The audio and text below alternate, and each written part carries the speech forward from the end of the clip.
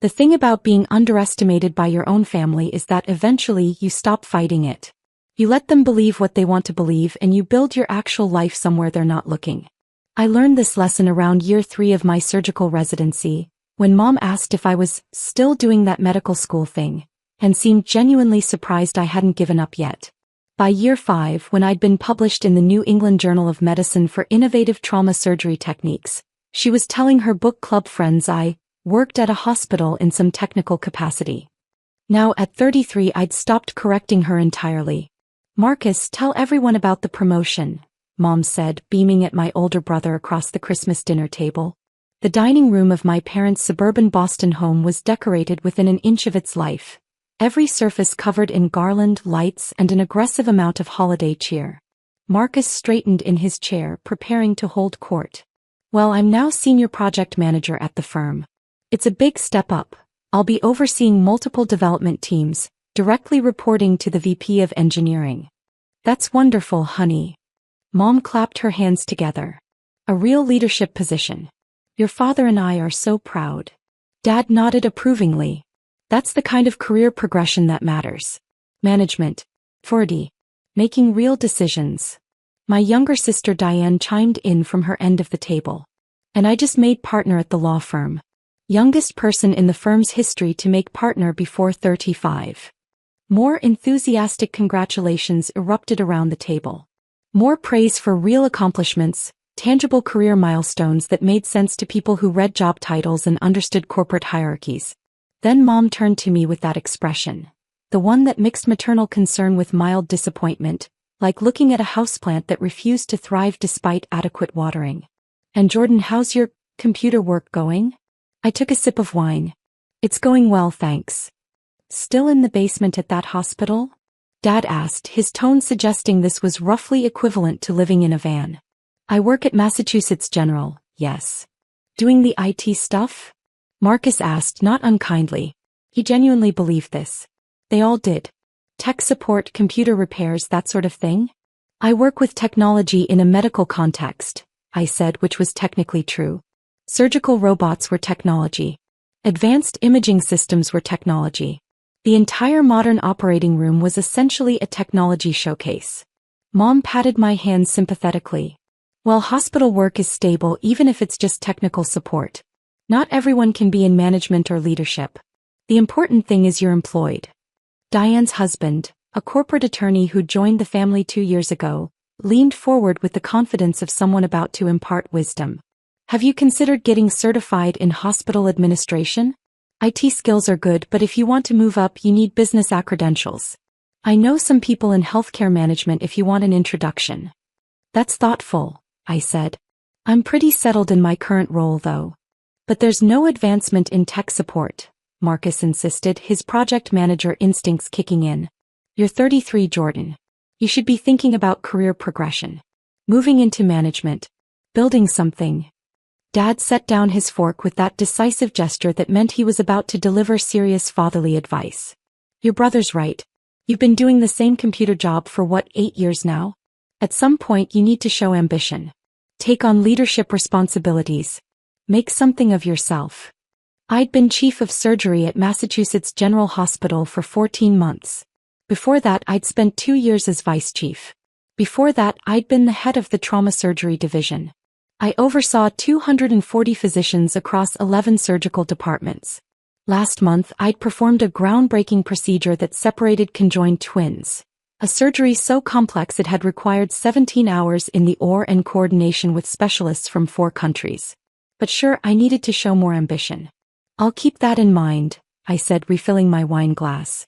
Mom sighed. "We just worry about you, honey. Marcus has his management career. Diane has her partnership. They're building real professional legacies. You're a smart person. You could do more than fix computers in a hospital basement." "I appreciate the concern. Have you at least gotten a raise recently?" Dad asked. "Cost of living in Boston is brutal. I hope they're paying you decently for the tech support work." My compensation package last year was north of $800,000, not including bonuses and speaking fees. My hospital basement was actually a corner office on the 8th floor of the surgical wing with views of the Charles River. But I just smiled and said, I'm doing fine financially, Dad. The conversation mercifully shifted to other topics. Diane's recent courtroom victory, Marcus's new house in the suburbs, Mom's book club drama. I faded into the background, which was where I preferred to be during these family gatherings. Let them have their narratives. Let them believe I was their underachieving youngest child who'd somehow ended up in a dead-end tech support job at a hospital. The truth was too complicated to explain, and they'd proven over the years that they weren't interested in hearing it. My phone buzzed silently in my pocket. I ignored it, probably a consult request that my on-call team could handle. Christmas dinner with family meant being unavailable unless it was a genuine emergency. Bust again. Then a third time in rapid succession. I pulled it out discreetly under the table and glanced at the screen. 3 messages from my administrative assistant, marked urgent. Mass casualty incident incoming. Multi-vehicle accident on I-93. At least 15 critical injuries.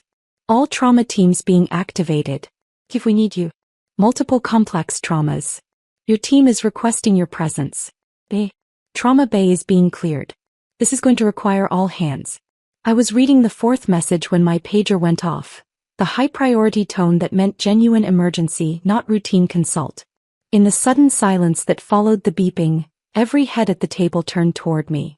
What's that noise? Mom asked, looking confused. Is your phone broken? It's a pager, I said, standing up and pulling the device from my belt. The screen showed what I'd expected. Trauma alert, mass casualty, chief of surgery required, immediate response. A pager. Marcus laughed. Those still exist. I thought only doctors used those, and even then. He stopped mid-sentence, his expression shifting as some connection fired in his brain. I was already moving toward the hallway, pulling up the detailed incident report on my phone. 15 victims, multiple critical. At least 3 requiring immediate surgical intervention. 2 pediatric cases. This was going to be bad. My phone rang, the distinctive tone I'd assigned to my trauma coordinator. I answered while grabbing my coat from the hall closet. Dr. Williams, we've got a developing situation. Sarah's voice was calm but urgent, the tone of someone who'd coordinated enough emergencies to stay professional under pressure. Multi-vehicle pileup on I-93 northbound. Initial responders are reporting at least 15 critical injuries. We're activating all trauma teams, but we need you here. Multiple cases are going to require your expertise. What's the breakdown? I asked, already running through mental protocols. 3 patients with severe chest trauma, 2 with complex orthopedic injuries, 1 with massive internal bleeding, and 2 pediatric cases with head trauma. Plus multiple others still being assessed. The ER is about to be overwhelmed. Activate the disaster protocols. I want all available or staff called in. Clear operating rooms 2 through 7. Get neuro involved for the head traumas and call Dr. Patterson in for the pediatric cases. I'm 20 minutes out. Already done. We're setting up now. How fast can you get here? I'll be there in 15. I hung up and found my entire family crowded in the hallway, staring at me with expressions ranging from confused to stunned. What was that about? Dad asked. Why are you talking about operating rooms? I was shrugging into my coat and checking my bag, always kept packed with a change of scrubs and my surgical basics.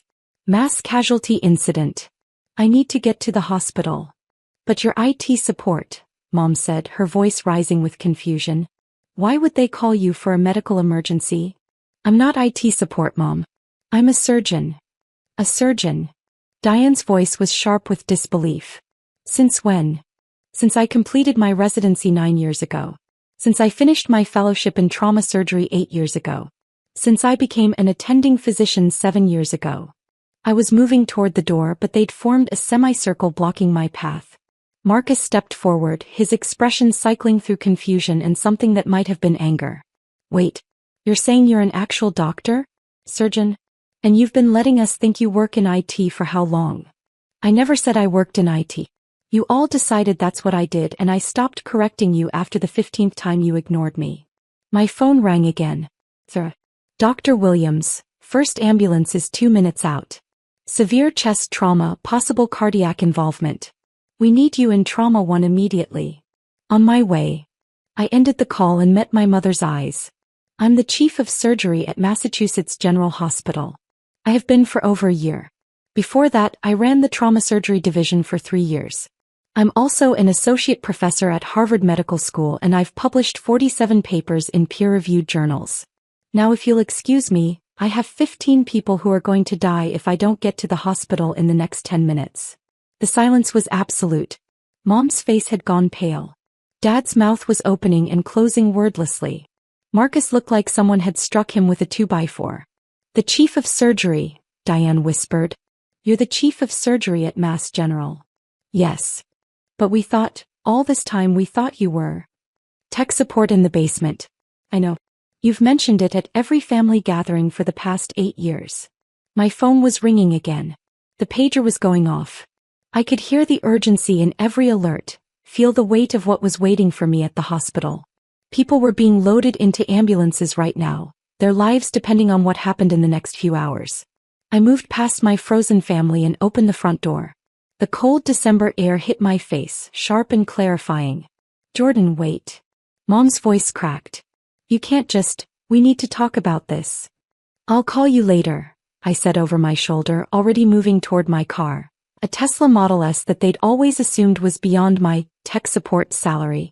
Right now, I have actual lives to save. I was in the car and starting the engine when Marcus ran out, his dress shoes slipping slightly on the icy driveway. He grabbed my door before I could close it.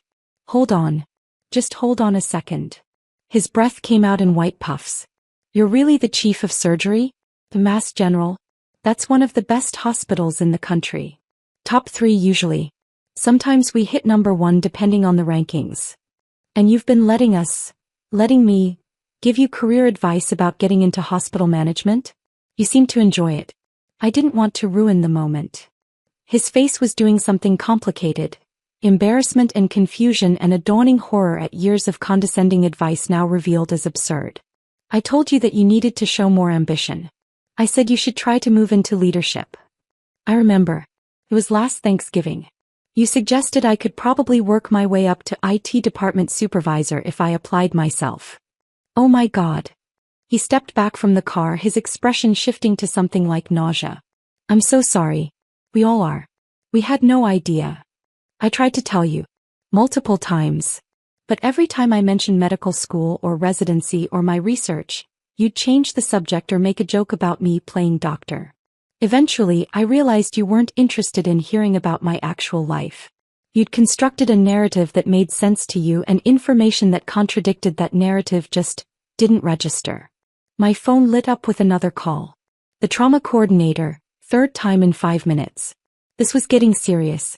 I really do have to go, Marcus. People are dying. We'll talk later. I closed the door and backed out of the driveway, leaving him standing in the cold, still looking shell-shocked. In my rearview mirror, I could see the rest of my family emerging from the house, clustering on the front steps, their Christmas dinner forgotten in the face of this revelation. The drive to Mass General took 13 minutes, slightly better than my estimate thanks to light holiday traffic. I pulled into my reserved spot in the staff parking area, the one labeled Chief of Surgery, in clear letters that my family would probably find mind-blowing if they ever saw it. The hospital was already in controlled chaos mode when I entered through the emergency staff entrance. The disaster protocols had been activated perfectly, trauma bays cleared, additional staff flooding in, the entire machine of a level 1 trauma center spinning up to handle mass casualties. Sarah met me at the entrance to the trauma wing, iPad in hand, already walking as she briefed me. First wave is here. We've got a 43-year-old male with a flail chest, possible cardiac tamponade. He's in trauma 1. Second ambulance is 30 seconds out with a pediatric case, 8-year-old girl, severe head trauma. Third wave is coming in hot with multiple crush injuries. I was already moving, my mind shifting completely into surgical mode. The family drama, the years of misunderstanding, the shocked faces on the driveway, all of it fell away. This was what mattered. This was what I actually did. Not fixing computers in a basement, but making split-second decisions that determined whether people lived or died. Trauma Bay 1 was organized chaos. My team was already there. 2 of my best trauma surgeons, an anesthesiologist, 3 nurses, all moving with practiced efficiency. The patient on the table was a mess. Chest visibly unstable, breathing labored, vital signs deteriorating. Talk to me, I said, snapping on gloves as I approached the table. Dr. Rachel Kim, one of my senior trauma attendings, rattled off the assessment. Multiple rib fractures, paradoxical chest movement suggesting flail chest. Hypotensive, tachycardic. Beck's triad present. I think we've got cardiac tamponade. I did my own rapid assessment, my hands and eyes cataloging injuries with the speed that came from thousands of similar evaluations. She was right. The muffled heart sounds, the distended neck veins, the blood pressure pattern. The pericardial sac was filling with blood, compressing the heart, preventing it from pumping effectively. Get me an ultrasound, I ordered. And prep for an emergency pericardiocentesis. If that doesn't work, we're going to the OR for a thoracotomy. The ultrasound confirmed it. A large pericardial effusion, the heart literally being squeezed by accumulated blood. No time for the OR. We had to drain it now or he'd arrest in minutes. I positioned the needle with the careful precision that came from having done this procedure hundreds of times. Finding the exact angle, the exact depth, threading it into the pericardial space without nicking the heart itself. The patient's vitals were screaming, alarms going off, the anesthesiologist calling out declining oxygen saturation. The needle hit the pocket of blood. I began withdrawing fluid, dark red, under pressure. As the pericardial sac decompressed, the heart could expand again, could pump effectively. The patient's blood pressure started coming up. The alarms began quieting. That's it, I said, steadying the needle. Keep monitoring. If he stays stable, we can take him up for a formal repair. Rachel, you've got this one. Take him 2 or 3 when he's ready. Got it, Chief. I was already moving to the next bay. The 8-year-old with head trauma. This one was going to be delicate, pediatric neurosurgery, requiring precision and patience and a particular kind of emotional control that came from years of operating on children. The next 6 hours blurred together in the way trauma surgery always did. A series of critical decisions, emergency interventions, moments where everything hung on getting the technique exactly right. The 43-year-old with the cardiac tamponade survived and went to the ICU stable. The 8-year-old required a complex craniotomy to evacuate a subdural hematoma, but her prognosis was good. A teenager with a ruptured spleen got an emergency splenectomy. 2 orthopedic cases with complex fractures were stabilized and sent to surgery with the ortho team. By 2 a.m. the immediate crisis was over. 15 critical patients had come through our doors. 13 were alive and stable. 2 had been too far gone when they arrived. The massive head trauma, the internal injuries that were simply too extensive to repair. 2 deaths out of 15 critical traumas was actually good. Better than the statistical average. But every loss still hit like a personal failure. A reminder that even with all my training and experience, I couldn't save everyone. I was in the staff lounge, still in my blood-stained scrubs, drinking terrible coffee and completing the last of my documentation when Sarah found me. Chief, you've got about 40 missed calls on your personal phone. Should I be concerned? Family, I said. They just found out what I actually do for a living. She raised an eyebrow. How did they think you paid for that penthouse in Beacon Hill? They thought I rented a small apartment somewhere and was very good with credit cards. That's... She searched for words. How? You're the chief of surgery at Mass General. You're in the news. You've been on CNN. You literally testified before the state legislature about healthcare policy last year. They don't watch medical news. They don't follow healthcare policy. And when I tried to tell them, they heard what they wanted to hear and filtered out the rest. I took another sip of terrible coffee. It was easier to let them believe what they wanted than to keep fighting about it. But you're one of the top trauma surgeons in the country. You pioneered 2 new surgical techniques. You've saved hundreds of lives. To them, I was the underachieving youngest child who never quite measured up to Marcus's project management career or Diane's law partnership. Sarah shook her head slowly. That's genuinely insane. What changed tonight? Mass casualty incident. They heard me take the call, saw the pager, heard me coordinating the trauma response. Kind of hard to maintain the IT guy narrative when someone calls you chief of surgery repeatedly on a phone call your entire family overhears. Oh. He started laughing. Oh, that must have been satisfying. More complicated than satisfying. Mostly just sad, honestly. 8 years of being underestimated by people who should have known better. My personal phone buzzed again. Text from Mom. Please call. We need to understand what happened. Why didn't you tell us? Another from Dad. We're proud of you. We should have listened better. Please come back so we can talk. Marcus, I'm an idiot. I gave the chief of surgery at Mass General advice about career advancement. I'm never going to live this down. Diane, why didn't you correct us? We made fools of ourselves. I set the phone down without responding. They could wait. Right now, I had patient charts to review, follow-up orders to write, and 2 families to notify about deaths that would shatter their holidays. The personal drama could wait. The actual job, the one they'd never bothered to understand, came first. Sarah was still watching me. Are you going to call them back? Eventually. Not tonight. They're probably losing their minds. Probably. But I've been losing my mind at family dinners for 8 years, listening to career advice from people who didn't know what my career actually was. They can manage one night of uncertainty. She smiled slightly. That's cold, Chief. That's reality. They constructed a comfortable narrative where they were successful and I was struggling. That narrative made them feel good about themselves, so they maintained it even when I presented evidence to the contrary. Now they're dealing with cognitive dissonance and it's uncomfortable. Welcome to what I've been experiencing for nearly a decade. My phone rang, the hospital line. Probably a consult or a post-op update. I answered, falling back into the professional mode that was more comfortable than family drama. Dr. Williams. Chief, it's the ICU. The cardiac tamponade case from earlier. He's stable but his family is here. They're asking to speak to the surgeon who saved his life. I'll be right there. I stood up, drained the last of the terrible coffee and headed toward the ICU. This was the part of the job that nobody saw, that my family certainly didn't understand. Not just the dramatic surgery but the aftermath. The family meetings. The careful explanations. The managing of expectations and grief and hope. The patient's wife was in the ICU waiting room with 2 adult children, all of them looking exhausted and terrified. They stood up when they saw me approaching, their faces desperate for information. Mrs. Patterson?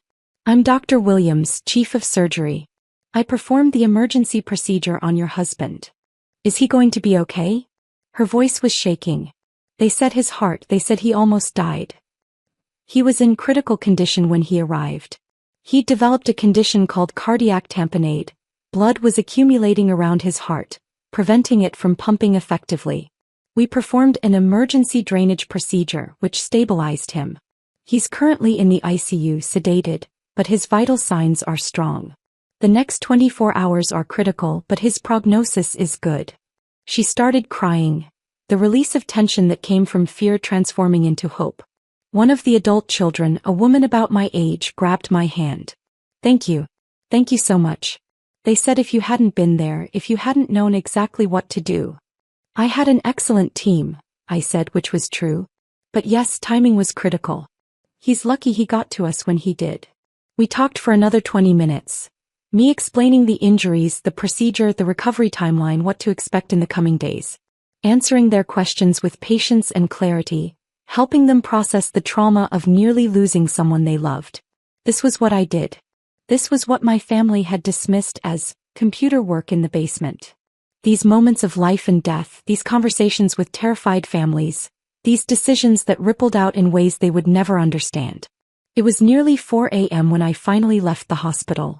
The December night was bitter cold, the city quiet in that particular way of pre-dawn Boston. My phone had accumulated more messages, family mostly, but also several from colleagues who'd heard about the mass casualty response and were checking in. I drove home through empty streets, too tired to process the family drama properly. My penthouse, the one they thought was a small apartment, was dark and quiet when I arrived. Floor-to-ceiling windows overlooked the city, the Charles River a dark ribbon reflecting scattered lights. I poured a proper glass of wine, not the cheap stuff from dinner, and stood at the window thinking about perception and reality. About how people see what they want to see, hear what they want to hear. About how exhausting it becomes to correct those misperceptions, especially when the people doing the misperceiving are the ones who should know you best. My phone buzzed one final time. Text from Rachel Kim. Great work tonight, Chief. That cardiac tamponade save was textbook. Guy's stable and looking good for recovery. You made the difference. I smiled and typed back. Team effort. You all did excellent work. But I kept her message on the screen, staring at those words. You made the difference. That's what mattered. Not my family's belated recognition of my career. Not their shock at discovering I wasn't who they thought I was. But this, the actual work, the actual lives saved, the actual difference made. Tomorrow I'd deal with the family situation. I'd have the uncomfortable conversations, accept their apologies, maybe try to rebuild something more honest. Or maybe I wouldn't. Maybe I'd let them sit with the discomfort of realizing they'd spent 8 years being wrong about someone they claimed to love. But tonight I was just tired. Tired from the surgery, tired from the revelations, tired from years of being underestimated. I finished the wine and went to bed.